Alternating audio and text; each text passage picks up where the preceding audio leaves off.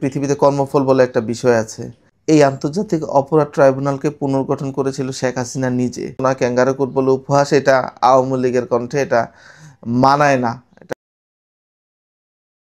জুলাই অভ্যুত্থানের পরে প্রায় বছরখানেক বিচারিক কার্যক্রম চলার পরে গতকাল আন্তর্জাতিক অপরাধ ট্রাইব্যুনাল সাবেক ক্ষমতাচ্যুত যে প্রধানমন্ত্রী শেখ হাসিনাকে সর্বোচ্চ শাস্তি মৃত্যুদণ্ড প্রদান করে।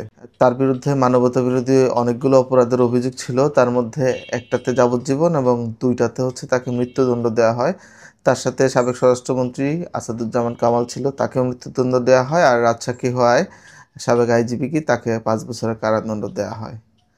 আজকে সোশ্যাল মিডিয়াতে একটা বিষয় ভাইরাল যে 10 বছর আগে এই নভেম্বর মাসেই সালাউদ্দিন কাদের চৌধুরী বিএনপির স্থায়ী কমিটির সদস্য ছিল। মানবতা বিরোধী অপরাধের কারণে তাকে ফাঁসির রায় কার্যকর করা হয় এবং তার বিচার প্রক্রিয়া নিয়ে যথেষ্ট অভিযোগ ছিল।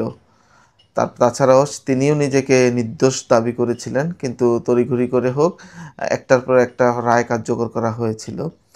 সে মৃত্যুর আগে বলে গিয়েছিল, আপনারা অলরেডি দেখছেন। আমার সুনির্দিষ্ট প্রস্তাব হচ্ছে এই ট্রাইব্যুনাল যেন স্থায়ী থাকে, এটা যেন এই কয়েকটা অপরাধ বিচার করে যেন শেষ না হয়। এরকম স্থায়ী ট্রাইব্যুনাল থাকলে রাজনৈতিক ঋতু পরিবর্তন হলে এটার কার্যক্রম যাতে অব্যাহত থাকে, এটা আমার সুনির্দিষ্ট প্রস্তাব।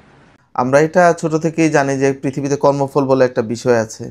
যিনি ভালো কাজ করবেন তিনি সেই ফলটাই ভোগ করবেন, যিনি মন্দ কাজ করবেন তিনি তেমনটা পারবেন। এখন লাস্ট 15 বছরের শাসনামলে সাবেক প্রধানমন্ত্রীকে নিয়ে অনেক বিতর্ক আছে। তার পক্ষে তিনি সবসময় যুক্তি দেখিয়েছেন, তার নেতাকর্মীরা আজও গলা উঁচা করে সেই রায়কে প্রত্যাখ্যান করেছে। দেখেন, এই আন্তর্জাতিক অপরাধ ট্রাইব্যুনালকে পুনর্গঠন করেছিল শেখ হাসিনা নিজে এবং সেই আদালতের মাধ্যমে তৎকালীন যে জামাতে নিজামী, তারপরে মীর কাসেম, কাদের মোল্লা, সাইদি, সালাউদ্দিন কাদের চৌধুরী এবং অন্যান্য অনেককেই দেখা গিয়েছে যে অপরাধ প্রমাণিত হয়েছে এবং তাদের মৃত্যুদণ্ড কার্যকর হয়েছে। তো এই দীর্ঘ 15 বছর যে এস্টাবলিশড করা যে আদালত আওয়ামী লীগের মাধ্যমে, সেই আদালতে আজকে শেখ হাসিনা নিজেকে শাস্তি পেতে হলো এবং সর্বোচ্চ মৃত্যুদণ্ড পেতে হলো। এটা নিয়ে অন্তত সমালোচনা, ক্যাঙ্গারু কোর্ট বলে উপহাস, এটা আওয়ামী লীগের কণ্ঠে, এটা মানায় না। এটা স্বাভাবিক দৃষ্টিতে দেখতে পাই। আর এই রায় কার্যকর হবে কি না এটা নিয়ে একটা প্রশ্ন আছে। তো দেখেন, রায় কার্যকর হওয়াটা চেয়ে জরুরি ছিল এটার বিচার হওয়া। বাংলাদেশের ইতিহাসে কেউ যদি স্বৈরাচারী ভবিষ্যতে করে বা করতে চায়, বাংলার বিচারিক আদালতে যে তার বিচার হয়, এই জিনিসটার দৃষ্টান্ত স্থাপন করলো। যেমন ভবিষ্যতে কেউ যদি আইন নিজের হাতে নিতে চায়, সাংবিধানিক প্রতিষ্ঠান নষ্ট করে এবং জনগণের কল্যাণ এবং জনগণের সিকিউরিটির কথা না চিন্তা করে, এই রায়টা তার জন্য দৃষ্টান্ত হয়ে থাকবে।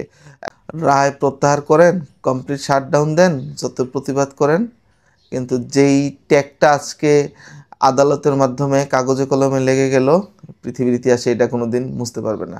আওয়ামী লীগ এখনও সময় আছে, তারা চাইলে ক্ষমা চেয়ে এবং তাদের ভুল স্বীকার করলে মানুষ তাদেরকে আবারও হয়তো ভালোবাসবে। কারণ ভুল মানুষের হতে পারে, কিন্তু ভুলকে স্বীকার করে সঠিক রাস্তায় চললে আল্লাহ ক্ষমা করে, মানুষ অবশ্যই ক্ষমা করবে। আসসালামু আলাইকুম।